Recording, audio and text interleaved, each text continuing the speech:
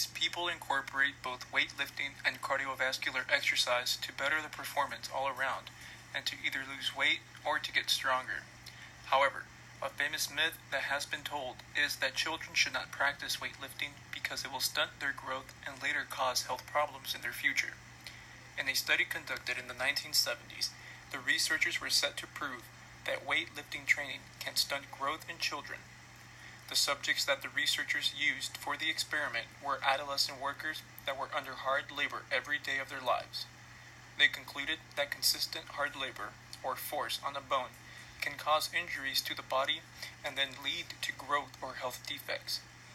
There is also a myth in which children think Olympic weightlifting, let alone regular weightlifting, is more dangerous than your typical sports. The myth, however, has been dismissed as a 60-year-old research has been conducted as a continuation of the Japan experiment. In this pediatric journal, the researchers reviewed many years of children and adolescents that partook weightlifting. They found no evidence that growth was affected or even if the growth plates were affected. They did discover that training in children caused their muscular strength to increase in a linear fashion similar to adults. As long as the children are being supervised under an experienced individual, the children should not suffer from any health problems. Research has revealed, however, that when the growth plates are damaged and they continue to go under harsh conditions, only then the individual will suffer from a growth stunt. Controversy exists on this subject because very little data, such as the rate of injury at different ages, is available due to the inability to maintain a control group. In the body, the bones are of particular concern due to the epiphyseal plate or growth plate. Growth plates are located between the widened part of the shaft of the bone, known as the metaphysis, and the end of the bone, known as the epiphysis. It is hyaline cartilage, and this is where the bone grows in length. The process in which the epiphyseal plate grows is called endochondral bone formation and ossification. In order for the bone to grow, the ossification process needs certain elements working together between the cartilage, blood vessels, and bone. A disruption, such as an injury, can lead to an early closure of the epiphyseal plates.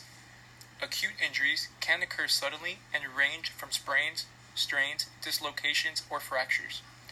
With sprains, the ligament has been stretched or torn, whereas a strain is when a tendon or muscle has been stretched or torn. A dislocation is when the normal position of a joint has been disturbed. There are 5 classifications of growth plate fractures, and only 2 of the types could potentially result in stunted growth. Although these are different kinds of fractures, they all have the same effect in which they corrupt blood flow and have affected the bone where it has actually been broken or damaged. The 5 classifications are as follows. Type 1 injuries, which are due to a separation through the growth plate of the metaphysis and diaphysis. These injuries break through the bone at the growth plate, separating the bone end from the bone shaft and completely disrupting the growth plate.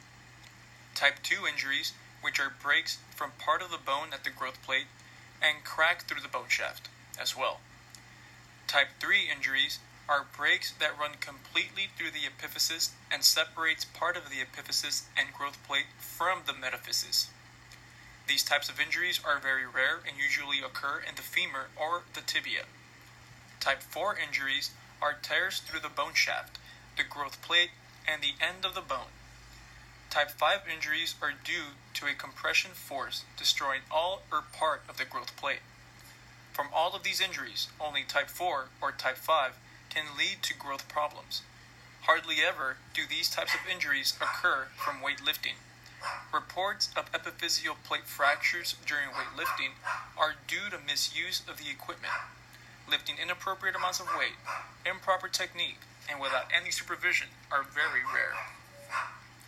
Nevertheless, strength training is not only declared safe now for children to engage in, but has also been endorsed by the American Academy of Pediatrics as weightlifting may be more effective than other forms of exercise in promoting bone growth and density among adolescents by sensing the mechanical load and remodeling to adapt to the stress that is present on the bones. Moreover, in a study done by the American Academy of Pediatrics, results were shown to prove that strength training has no effect on linear growth, growth plates, or the cardiovascular system. Within an 8 to 12 week duration, 22 resistance training programs were reported using isotonic machines and free weights in which children were monitored. As a result, with weight and resistance machines following protocol, there were no negative impact on the growth of pre- and early pubertal children, portraying that epiphyseal plates will continue to grow unless they are injured. From the information presented so far, one can concur an age-appropriate progressive resistance training program is critical to the health of the youth. Every youth tends to develop at different rates, for example, a male versus a female, and thus, when constructing an appropriate regimen, one must consider physical and emotional maturation, adaptability of new stressors, and previous experience. If not done so, disorders such as neuromuscular functioning, physical functioning, and structure can occur. Also, just as in the adult population, the pediatric community who engages in resistance training will experience health benefits and physiological benefits. Neurofacilitated changes occur as well due to a gain in the enrollment of motor units.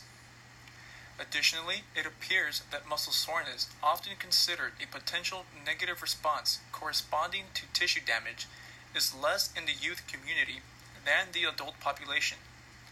The severity of delayed onset muscle soreness, otherwise referred to as DOMS, varies depending on the intensity and frequency of exercise. In fact, the severity of delayed onset muscle soreness and how long it lasts is believed to be regulated by 6 proposed theories.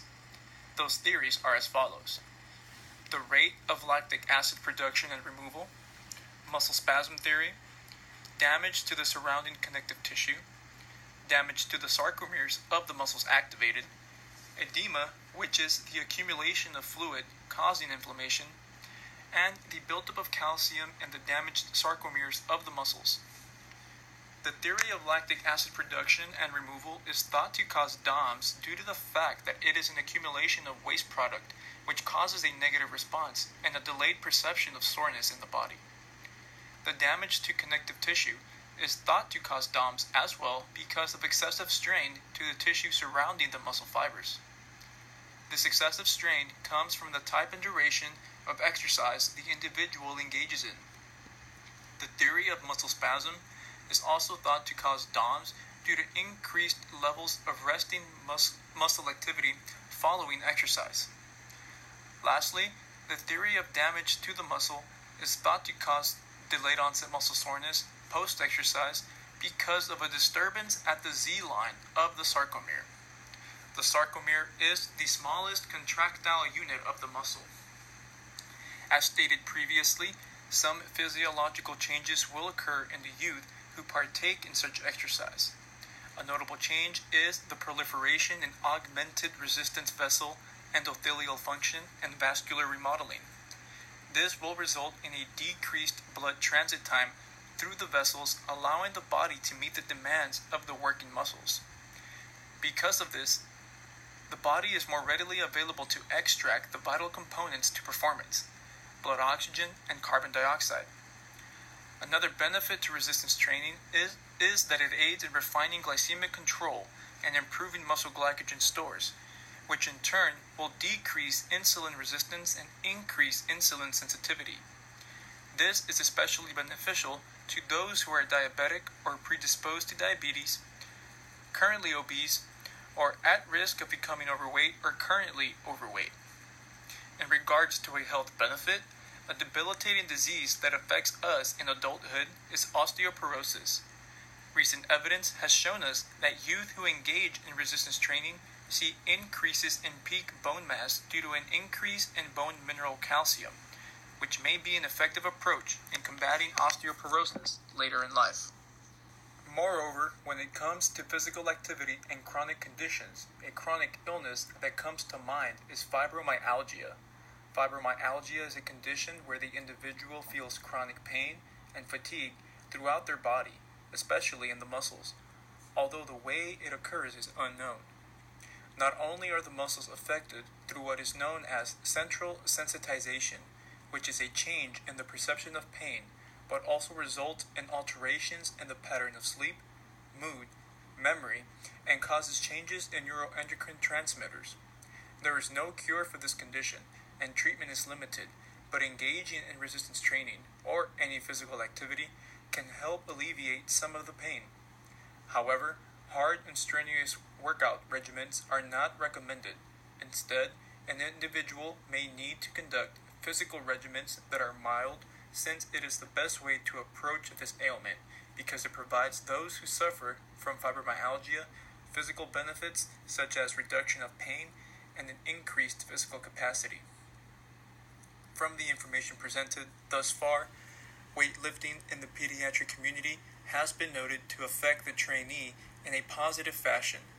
Research has been conducted and results have revealed teens that adhere to a proper and balanced regimen of resistance training can progressively advance their strength and athletic ability in a safe environment with little to no risk. Studies have also shown, with a frequency of engagement of about twice a week, teens are less likely to become injured due to being less fragile. Overall, weightlifting can aid in one's growth and aid in one's health status.